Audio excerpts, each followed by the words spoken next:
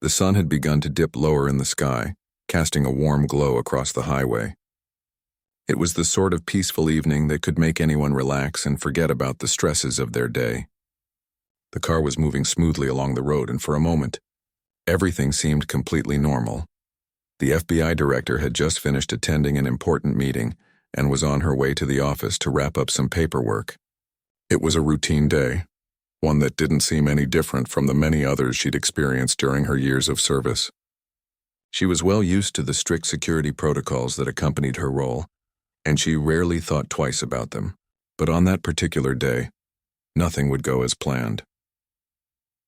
As she cruised down the road, the sudden flash of blue lights in her rearview mirror jolted her back to reality. It was a police car signaling for her to pull over. At first she was confused, wondering if there had been a mistake. Maybe they had misread the tags or the lights were for someone else.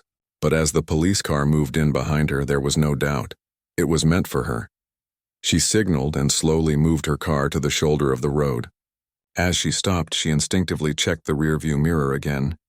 The officer's car pulled up right behind her, and the siren's noise slowly faded into the background. The officer approached her vehicle, walking with a confident stride, but as he got closer, she saw something that immediately caught her attention. There was no friendly wave or reassuring demeanor. His face was set, eyes narrowed in a way that made her feel uneasy. Despite the uniforms they wore, she couldn't help but notice something unsettling about his presence. The officer's body language was tense, his hand hovering near the holstered weapon at his side. He didn't ask for her license or registration immediately. Instead, he reached her window and without a word motioned for her to roll it down. His tone was blunt when he spoke. "Step out of the car," he ordered. It took a moment for her to fully process what was happening. The request was completely out of the ordinary. Officers usually approached her vehicle, asked for identification, and verified her details. But this was different. There was no explanation, no reason for her to comply with such a sudden and direct demand. "Is there a problem, officer?" she asked, trying to maintain her composure.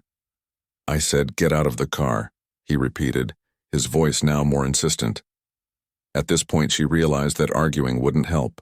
It was clear that something was off about the situation, but she wasn't about to escalate things by refusing to cooperate. Slowly, she opened the door and stepped out. As she did, the officer's eyes never left her. He was still standing stiffly, his hand hovering close to his gun, which made her pulse quicken. "What's going on?" she asked, more out of instinct than necessity. Her mind raced to make sense of the bizarre encounter, but the officer didn't answer. The moment she stepped out of the car, he grabbed her by the arm, pushing her against the side of the vehicle.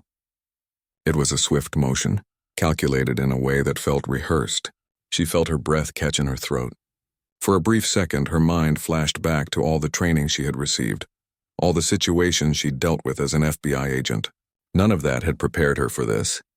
The officer's grip tightened, and she felt a cold shiver run down her spine as he pulled out his gun.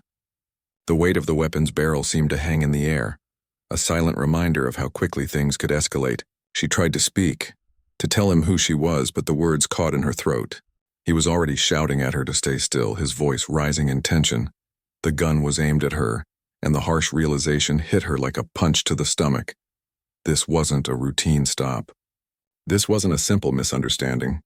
She was being treated like a criminal, despite her position, despite everything she had done for the country. "Don't move," he barked, his words sharp and commanding. At that moment, she saw the crowd of people starting to gather. Some were peering from the sidewalks. Others were slowing down their cars as they passed by. The murmurs were audible, and she couldn't help but notice the look of fear in their eyes. What were they seeing? Was she about to be taken down like some common suspect?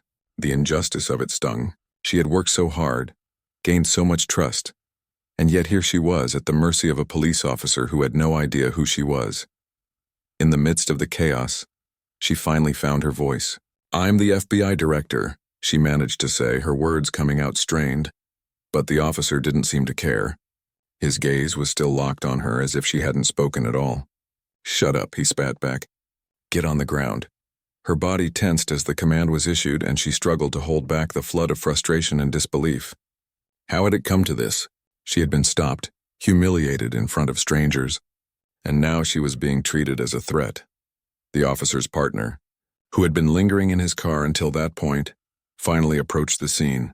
His demeanor was noticeably calmer, and the instant he saw who was involved in the confrontation, his expression shifted. He took a second to glance at his partner and then back at her, recognition flashing in his eyes. "Hold on," the second officer said, his voice now softer but filled with uncertainty. "Wait a minute. Is that—" The officer with the gun still aimed at her didn't seem to care. "I don't know. Just shut up and do your job," he muttered, keeping the gun pointed at her. The second officer stepped forward, now trying to de-escalate the situation. "Ma'am, are you okay?" he asked gently. "I'm fine," she replied, though the words barely escaped her lips as she struggled to stay calm. The tension in the air was thick, but the second officer finally managed to convince his partner to lower the weapon. The first officer reluctantly did so, but the distrust in his eyes was evident. The second officer then turned to her with a newfound respect, realizing the gravity of the situation. "Are you really who you say you are?" the second officer asked, his voice still unsure. "Yes," she answered, her voice firm. "I am the FBI director." The officer's eyes widened with shock. He stepped back slightly, glancing at his partner. The realization of their mistake hung in the air. The moment the second officer realized the woman was the FBI director, the atmosphere shifted drastically. His partner, still reeling from his own mistake, reluctantly lowered the gun, but the damage had already been done. The tension in the air, thick and heavy, didn't dissipate immediately. For a few seconds, there was only silence, the kind that makes you uncomfortable because you know something has gone horribly wrong. The second officer stepped forward cautiously, his face now filled with a mixture of regret and unease. He seemed genuinely concerned about the situation, unlike his partner, who stood back with a hardened expression. His hesitation was evident. He had no idea how to handle the mess that had just unfolded. "Ma'am, I'm really sorry," the second officer said, his voice sincere but clearly shaken. "I didn't realize who you were." The FBI director nodded slowly, trying to keep her composure. Her heart was still racing from the adrenaline of the confrontation. It was hard to process everything that had just happened, but she knew she needed to stay calm. She had dealt with dangerous situations before, but this felt different. It wasn't just about the potential threat to her safety. It was about something deeper, something that felt more personal than anything she had experienced in her career. She took a deep breath and spoke, trying to hide the frustration that was building up inside her. "It's all right, but this shouldn't have happened in the first place. There's no excuse for this." The second officer looked down, clearly understanding the weight of her words. He knew this wasn't just a simple mistake. It was a glaring reflection of the racial biases that permeated law enforcement, the kind of biases that made officers treat someone differently based on their appearance, their position, or their race. She didn't want to believe that it was about race. It couldn't be. But the way the officer had reacted so aggressively suggested otherwise. The first officer, still standing back, hadn't said a word since lowering the gun. He seemed more annoyed than apologetic. His face remained neutral, but there was a hint of defensiveness in his posture. It was clear he wasn't ready to admit any wrongdoing, even though his actions had been completely out of line. The second officer, sensing the tension, turned his attention back to the director. "We'll get this sorted out. Just hang tight for a second." He stepped back, pulling out his radio to make a call. The FBI director didn't move. She stood there, feeling exposed, vulnerable in a way she hadn't felt in years. She had spent her entire career working to protect others, to keep the peace and ensure justice was served. Now she was the one who needed protection, and the people who were supposed to keep her safe had just failed her. As the second officer spoke into the radio, the director couldn't help but feel a sense of irony. She had spent years fighting for justice, working tirelessly to improve the integrity of law enforcement agencies across the country, and yet here she was, treated like a criminal, humiliated by an officer who hadn't bothered to recognize her position. It was then that she noticed the small crowd of onlookers that had gathered by the side of the road. Some were on their phones, others simply watching, but all of them were staring at her. She couldn't help but feel a pang of embarrassment. This was supposed to be a private matter, just a simple traffic stop, but now it had become a spectacle for everyone to witness. She had spent her life in the shadows, in the background, making decisions that affected the nation's security, but now her personal life was on full display. The second officer finished his call and turned back to her, his face apologetic. "We're going to let you go, ma'am. We've verified your identity, but the damage had already been done. No apology could undo the fear, the discomfort, the violation of trust." The director stood there trying to keep herself composed, but inside she was seething. How could something like this happen? How could an officer treat her, someone with such authority, like a criminal on the street? She wasn't just upset about the stop itself. She was upset about the larger implications of what this meant. She had experienced firsthand the dangers of systemic racism in law enforcement. The way the officer had treated her was a stark reminder of how deep those biases ran, how they could affect anyone, even someone in her position. And while she knew that this incident wasn't necessarily representative of all officers, it didn't make it any less painful. The second officer stepped closer to her, his tone now more respectful. "I really do apologize for the confusion. We'll make sure this doesn't happen again." The director nodded, but her eyes were cold. She had heard enough apologies in her lifetime to know that they often meant very little. The officer may have been sincere, but the fact remained that a mistake like this shouldn't have happened at all.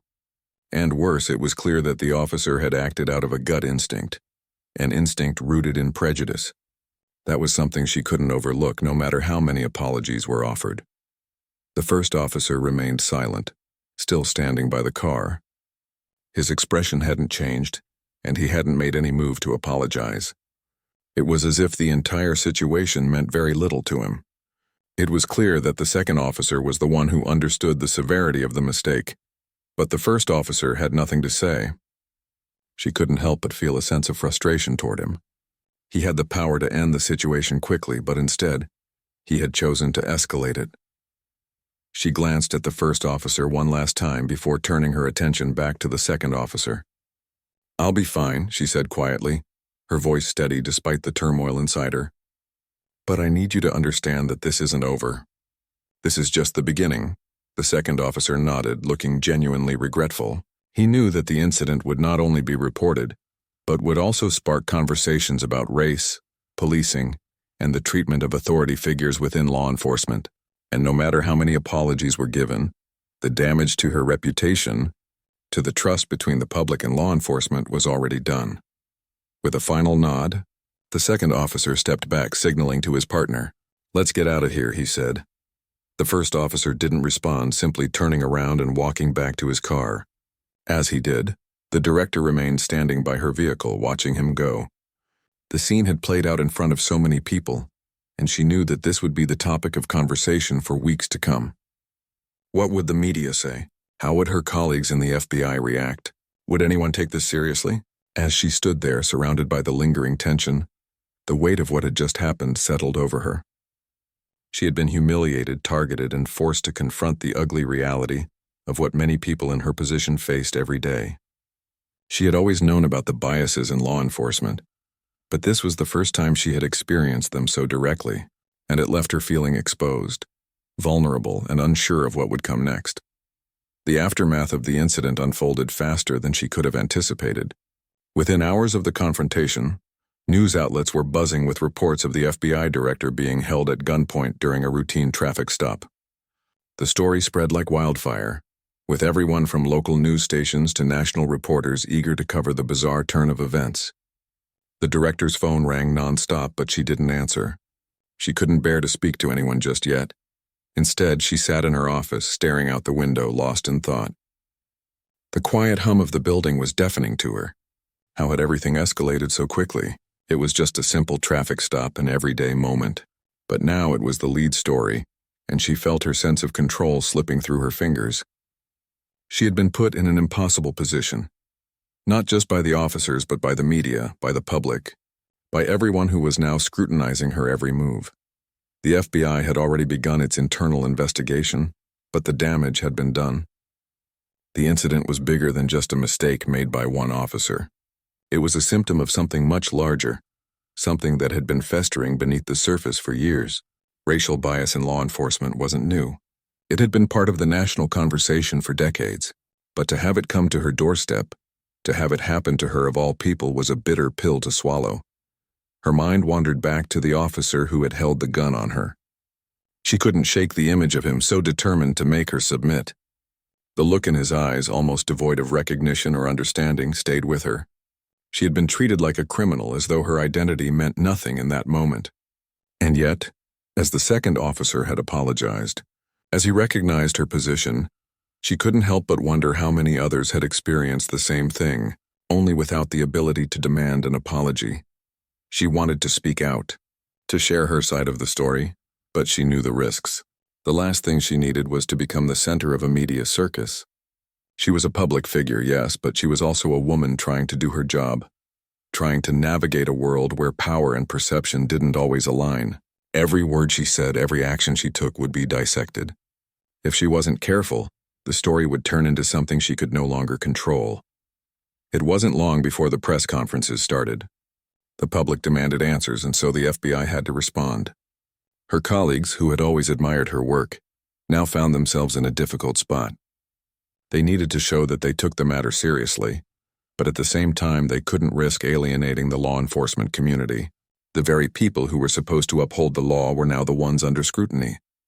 The director had been a champion of reform throughout her career, advocating for policies that would address the inequalities in policing. She had worked with lawmakers, activists, and law enforcement officials alike, pushing for change in ways that many had thought impossible. But in the wake of this incident, all her efforts seemed to fall apart. The very systems she had fought so hard to improve were now the ones turning against her. She had spent her life trying to be a force for good, trying to be someone who could make a difference. But now, the consequences of her position were coming crashing down on her. She was expected to maintain authority, to lead with dignity, and yet she felt anything but dignified. The weight of the public's gaze was suffocating. As the days went by, the tension in the FBI office became palpable. Staff members whispered behind closed doors, wondering what this incident meant for the future of the Bureau. Some were sympathetic to her, but others were more focused on the political fallout. The director knew that some of her colleagues were already positioning themselves for her eventual resignation, and she couldn't blame them. It wasn't just the incident itself, it was the optics, the perception of weakness. She had been compromised, and in their eyes that could never be undone. Despite the growing pressure, she continued to show up to work. She didn't want to give anyone the satisfaction of thinking she had been defeated. She wasn't going to let one bad experience define her, but it was hard. Every meeting, every phone call, every glance from a colleague made her feel like she was under a microscope. Her every decision was now scrutinized. Was she fit to continue leading the FBI? Would her credibility ever recover from the public humiliation? The media coverage intensified as the story continued to evolve. Some outlets focused on the racial bias angle, emphasizing how the officer's actions mirrored the larger issues in law enforcement. Others took a more sensational approach, questioning her leadership and her ability to remain impartial in such a volatile situation. It felt like she was being torn apart on all sides. Then came the calls for her resignation. It was inevitable. In the days following the incident, whispers turned into open demands for her to step down. Some argued that her position had been irreparably damaged, that she could no longer serve as an effective leader after such a public ordeal. Others believed the incident highlighted deeper problems within the FBI itself, suggesting that perhaps the Bureau needed a change in direction. It didn't matter what side people took. The story had taken on a life of its own, and the pressure was mounting. The director's phone rang again, this time from a trusted colleague, someone she had worked with for years. The voice on the other end was sympathetic, but it carried the weight of someone who knew the reality of the situation. "We need to talk about what happens next," her colleague said. "The public's not going to let this go. You need to consider your options carefully." She didn't need to be told twice. She had already been thinking about it, and the conversation only solidified what she had already known deep down. This wasn't just about a mistake made by one officer. This was about a system that was broken, a system that she had spent her career trying to fix, and now it was a system that had turned on her. The conversation turned into a long, silent reflection. The director sat in her office, staring at the empty chair across from her, trying to process the fact that her career, her life's work, might be over. There was no easy way out, no quick fix. She couldn't simply erase the damage that had been done, but she could control how she responded to it. After hours of deliberation, she made a decision. She wouldn't resign, not yet at least. She couldn't give up on everything she had worked for. If she stepped down now, it would be an admission of defeat. It would send a message that the system was too broken to fix, that the fight wasn't worth it, and that, more than anything, was something she couldn't accept. Instead, she would address the situation head-on. She would stand up to the criticism, face the media, and show the public that she wasn't afraid to confront the difficult truths. If her career had to end, so be it. But she would go down fighting for what she believed in. Her decision wasn't popular. There would be fallout, of course, but at least she could hold her head high, knowing that she had done everything she could to make a difference. That, she realized, was all she could ask for. Days after the incident, the FBI director found herself caught in a whirlwind of tension, uncertainty, and increasingly uncomfortable scrutiny. The news had spread far and wide, and the media wasn't letting up.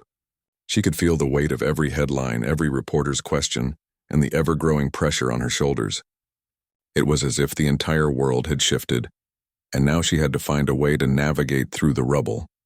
Her decision to stay in her position had surprised many, including some of her closest colleagues.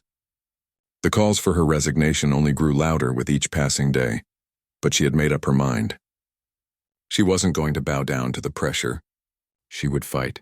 But deep down, the battle was becoming more difficult to manage. The very people who once trusted her were now questioning her leadership. The FBI, the organization she had devoted her life to, was now at the heart of a controversy she couldn't control. She sat at her desk, staring at a blank screen on her computer. The hours seemed to stretch on endlessly.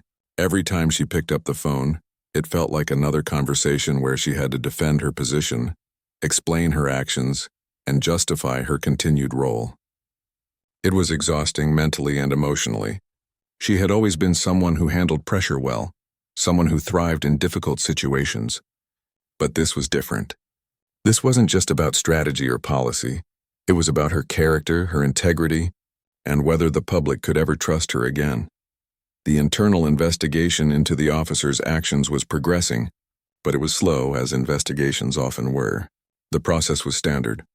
Gather witness statements, review body camera footage, and analyze the details of the incident. But this wasn't just a routine investigation. The world was watching, and every move made by the FBI would be under intense scrutiny. The stakes had never been higher. Despite the official investigation, the FBI director knew that the real question wasn't about what had happened during that traffic stop. It was about what it symbolized. Racial bias, systemic inequality, and the treatment of authority figures were all on the table now. This was no longer just about one officer's mistake. It was about something much deeper. The media, politicians, and public commentators were all weighing in, framing the incident within a broader context of police reform, social justice, and accountability. At first, she thought she could ride out the storm, continue with her work, and slowly let things fade away. But that wasn't how the world worked anymore. Everything was magnified under the harsh glare of the media, and the longer she stayed silent, the louder the criticism became. It wasn't just the media that was turning up the heat. Her colleagues at the FBI were also starting to ask difficult questions. She had always prided herself on being a leader who could unite people, who could make difficult decisions and face challenges head-on. But now, those same colleagues who had once looked up to her were questioning whether she had the ability to lead in such a charged environment. The division was palpable. Some supported her, recognizing that the blame lay not with her but with the flawed systems in place. Others, however, saw the incident as a sign of weakness, a vulnerability that they couldn't afford to overlook. The director spent more time in meetings than ever before, listening to concerns, giving speeches, and trying to reassure the Bureau that it was business as usual. But each conversation felt increasingly draining. There was no easy way to fix what had happened. She couldn't simply wave a magic wand and make the controversy go away. There was no quick resolution, no neat solution. It was a messy, uncomfortable truth that she had to face. One evening, she found herself walking through the FBI building, long after the usual office hours. The corridors were eerily quiet, the only sounds being the distant hum of computers and the soft click of her shoes against the tile floor. She passed by the offices of colleagues who were still working, their faces buried in paperwork. She wondered what they thought of her now. Had their opinions of her changed? Did they see her as a leader who had been brought down by a single mistake, or as someone who could rise above it? She entered her own office, sat down at her desk, and opened the window.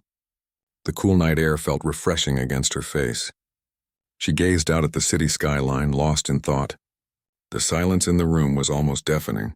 She had always been a woman of action, someone who didn't hesitate to make decisions. But now everything felt like a series of small choices, none of which seemed to matter in the grand scheme of things. What difference did one decision make when the entire system was so broken? Her phone buzzed on the desk, snapping her out of her reverie. She glanced at the screen, recognizing the number immediately. It was her superior, the person who had always been there to guide her through difficult moments. She hesitated for only a moment before answering. "Hello?" she said, trying to sound composed. "I've been following the media coverage," the voice on the other end said, "and I think we need to have a serious conversation." The director's heart sank. She had been anticipating this call, but it didn't make it any easier. "What do you mean?" she asked, bracing herself. "I think it's time we address this head-on. You need to decide what's best for the Bureau and for yourself. The longer this goes on, the more damage it does to your credibility, to the FBI's credibility." She felt a lump form in her throat, but she swallowed it down. "I understand. But I'm not going to back down. I'm not going to resign." Her superior was silent for a moment. "I know you're not someone who gives up easily, but sometimes stepping aside is the best thing for the organization. You've built a strong career, but right now the damage might be too great. The trust is gone, and once that's gone, it's hard to get back." "I won't leave," she said firmly, more to herself than to her superior. "I have worked too hard to walk away from this now." There was a long pause, and when her superior spoke again, his voice was softer. "I understand your position, but you need to think long and hard about what you're up against. The media, the public, and even your colleagues, they're all looking to you for direction. If you can't provide that, things will only get worse." The words hung in the air like a heavy weight. The director closed her eyes, taking a deep breath. She had known the stakes all along, but hearing it from someone else made it feel more real. She wasn't just fighting for her career now. She was fighting for something much bigger. The future of law enforcement, the integrity of the FBI, and the trust of the American people were all at risk. "I'll make my decision," she said finally, her voice steady, "but I won't let this define me. And I won't let it define the Bureau." Her superior sighed. "I hope you're right." The call ended, and the director sat there for a moment, the weight of the conversation settling in. She had no easy answers, no quick fix to the situation she found herself in. But one thing was clear. She couldn't afford to let this be the end of her career. Not when so much was on the line. She had always believed in justice and doing what was right, even when it was hard. And this time that meant fighting to stay in her position, to prove that she was more than one bad decision, one unfortunate incident. It wouldn't be easy, and it wouldn't be quick. But she would fight every step of the way. The days following the phone call with her superior felt like a blur. The pressure continued to build, but the director wasn't going to let it crush her. She had made her decision, she would stay.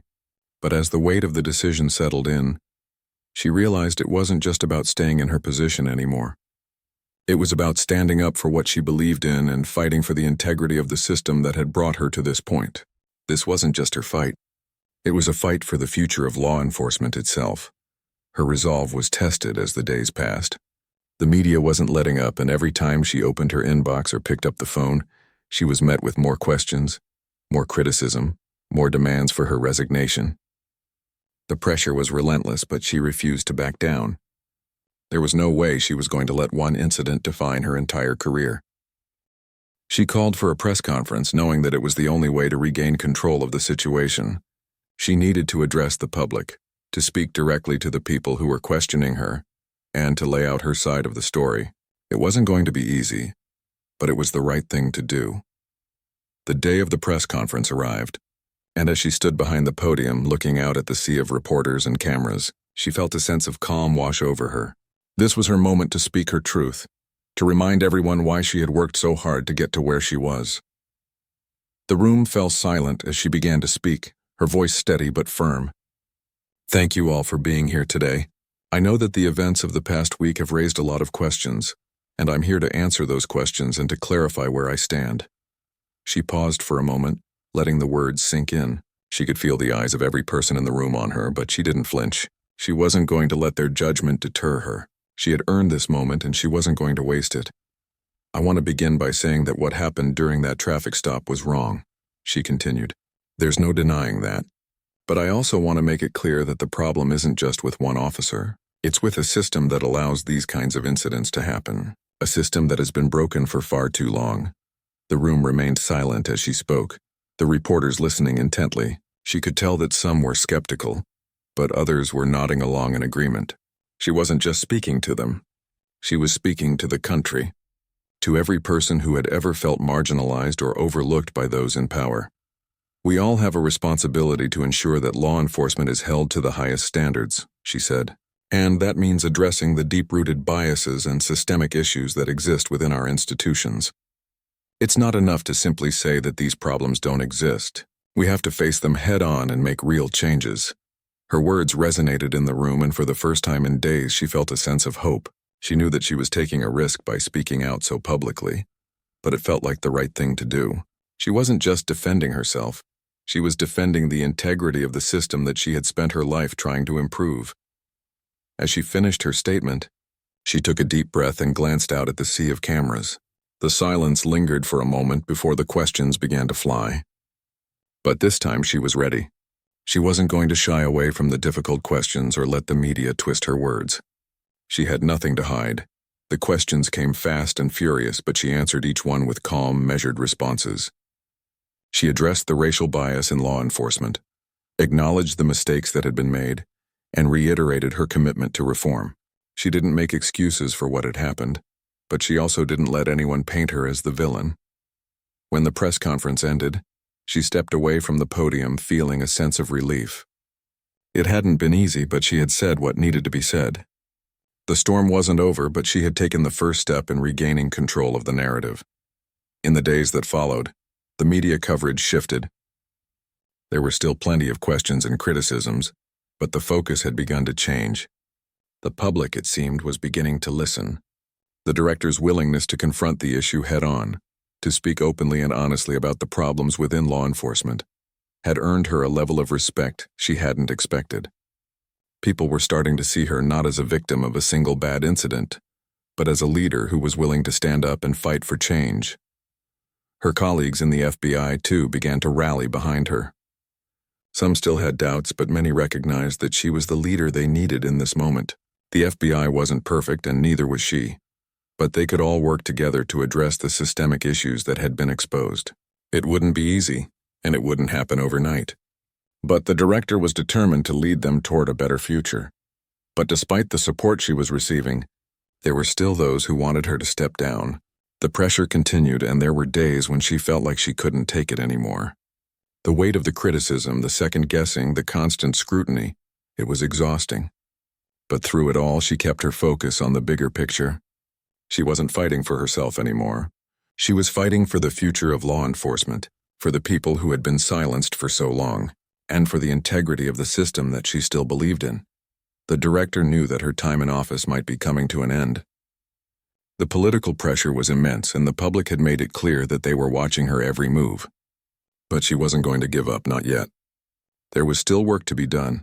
She spent her days meeting with lawmakers, talking with civil rights organizations, and working on initiatives that would bring real change to law enforcement. It wasn't easy and it wasn't fast, but it was progress. She knew that the road ahead would be long and filled with challenges, but she was ready to face them. As time went on, the director's resolve only grew stronger. She had come face to face with the ugliness of the system, and while it had shaken her, it had also reaffirmed her commitment to change. She wasn't going to let the system defeat her.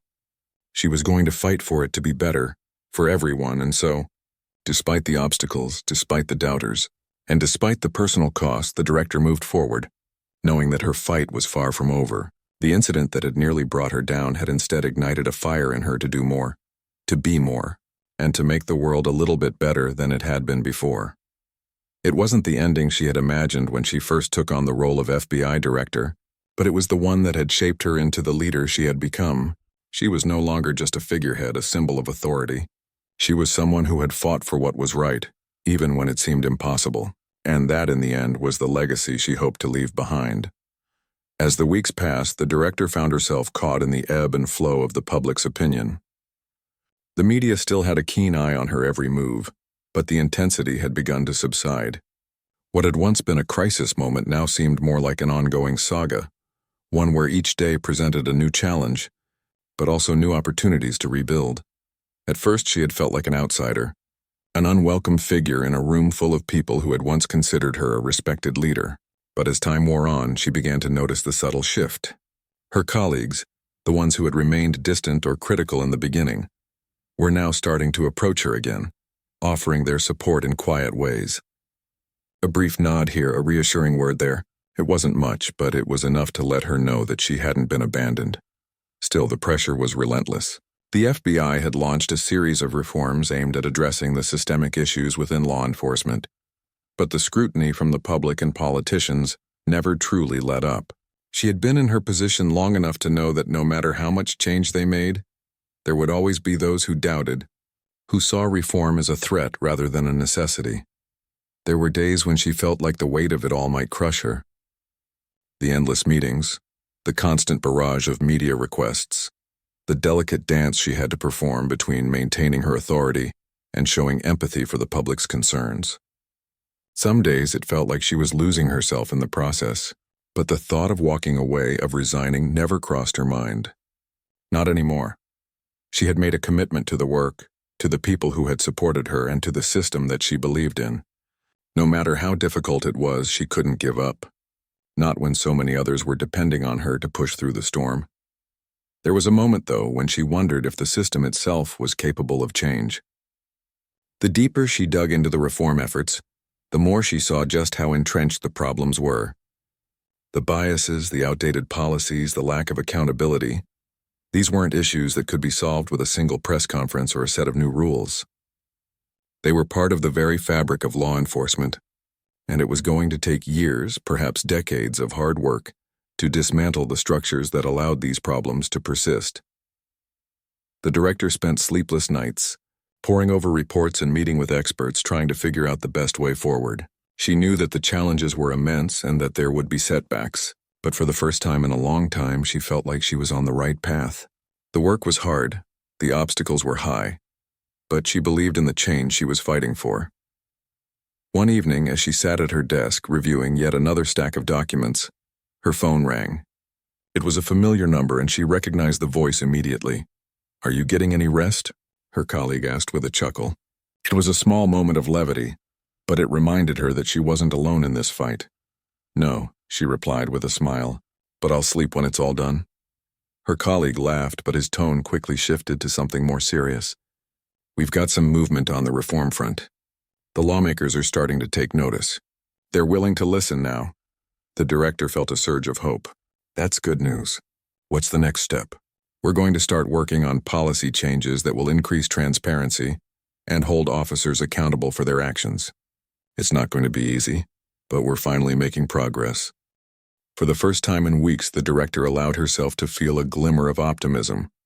The path ahead was still uncertain, but there was momentum building. Real change was on the horizon. It wouldn't happen overnight, but it was a start. The following months were filled with discussions, negotiations, and the gradual implementation of new policies. Some of the changes were small: more body cameras, improved training on de-escalation techniques, and stricter oversight of police conduct.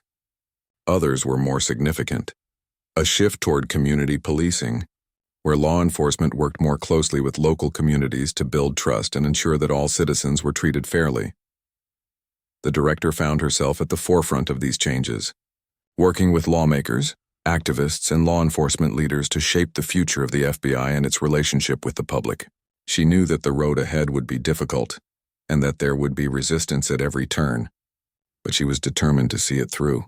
She had already faced the darkest moment of her career, and if she could survive that, she could handle anything. In the midst of all this, the director found herself returning to the memories of that fateful day when she had been held at gunpoint by the officer during the traffic stop. It was a moment that had changed everything for her. It had shaken her to her core, forced her to confront the deep-seated issues within law enforcement that she had always known existed, but had never fully understood.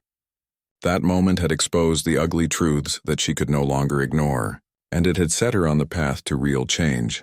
But it also reminded her of something else, that she was human. She wasn't invincible and she didn't have all the answers.